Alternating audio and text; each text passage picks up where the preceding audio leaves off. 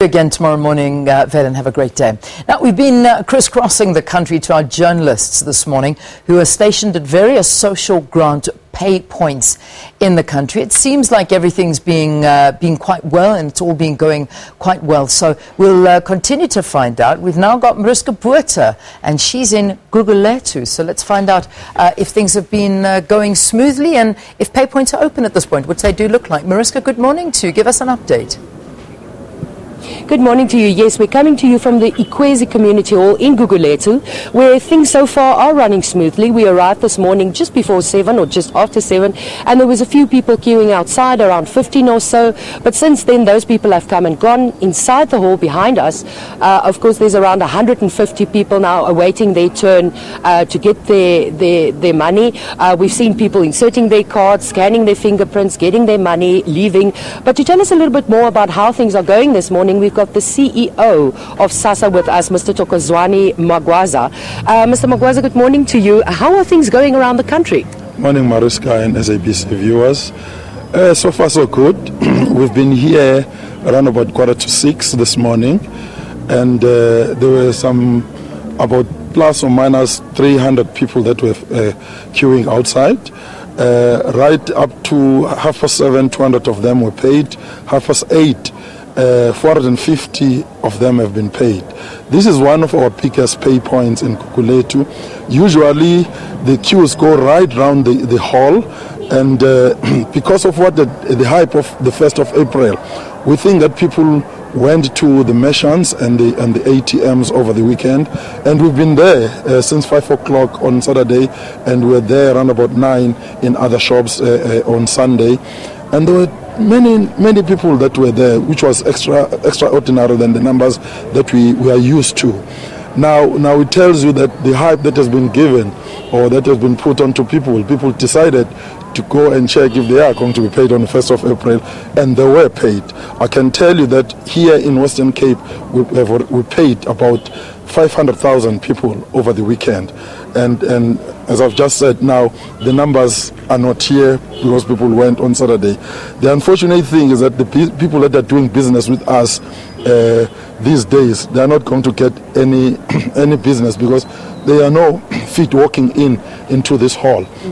As you can see, there is no queue outside the gate, and inside we are left plus or minus 50 people that are being paid, but people are coming trips and trabs. So we are very much happy with what has happened right now. We promised that we're going to pay on the 1st of April. We did pay on the 1st of April. And I would like to thank the SAPS for having heeded on our call. When I spoke to the Commissioner Pahlane, it promised that we was going to send men right around the country, and you can tell that we've got police manning these pay points all on the corner. Even inside the hall here, we do have people that are on private clothes, and we've got the ones that are on uniforms. So it's going very, very well. Have you had any reports from around the country, any glitches, any problems, or is the whole country looking like this? Right now, the whole country is going very well on the pay points, but on over the weekend, there was at Makaza shopping center, there was attempted heist, attempted robbery. It was quenched by the police, and the people ran away, and nobody was hurt, and no money was taken away. One at Ngcobo, there was an attempted robbery, and I hear there too that there were no casualties over there. Just put us maybe in the loop again. You said on Saturday many people opted to go collect their money at other pay points or institutions. How does that work? Do beneficiaries have a choice, or do they only come to pay points, or can they go to a local merchant? Just put us in the loop about how that works. Okay.